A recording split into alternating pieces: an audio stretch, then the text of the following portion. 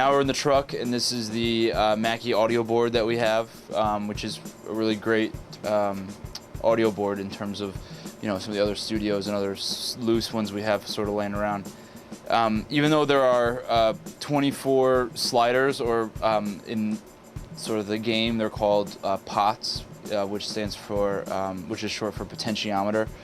Basically, you can just call them like volume sliders. They have a bunch of slashes all on there, and there's a U sort of close to the top, maybe 2/3 of the way up, maybe even 3/4, I don't know. But that's pretty much usually where you start when you start doing audio. You try to bring it up to the U. If you're in another studio, it's usually maybe a dot, but that's pretty much where you're gonna start from to adjust your levels. So we have quite a few wireless receivers in the studio.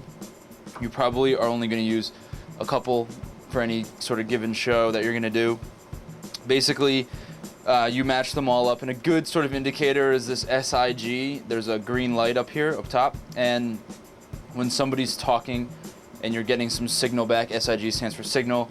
So if you're not entirely sure where the microphone is going into the board, you can look up at the signal to see where it's coming in. You know, whichever one gets signal. Right now they're all dark because all the mics are off, and then you can adjust that accordingly. So some of the other things up top, these are gain knobs. You want to adjust these very sparingly, only when you really absolutely need to adjust them. Obviously, the higher up they are, the more gain there is, the louder it is as far as the signal goes. This slider here can adjust a bunch of different things. Right now it's set to pan, and right now we're panning a few of our microphones all the way over to the left and another one over to the right, and that was just for the interview that we were giving so we could separate the audio tracks out. The next button is mute. When it's lit, that track is muted. So if you bring your slider up and the mute and you don't hear anything, you're freaking out. If the mute light's on, that's usually a telltale sign. Okay. The select button doesn't really matter where it's on. It could be pretty much anywhere, and you'll still be getting audio as long as the mute button is off, just like that. So the other one is solo, and what this does is it solos it just broadcasts, I guess you can use as a word.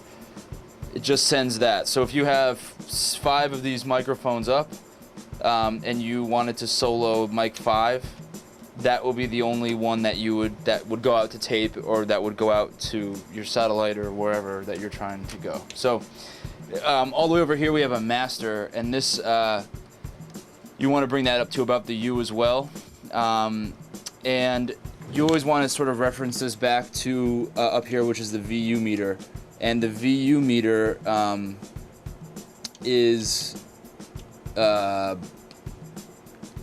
it's got numbers from 50 at the bottom all the way up to OL, which is like over the limit.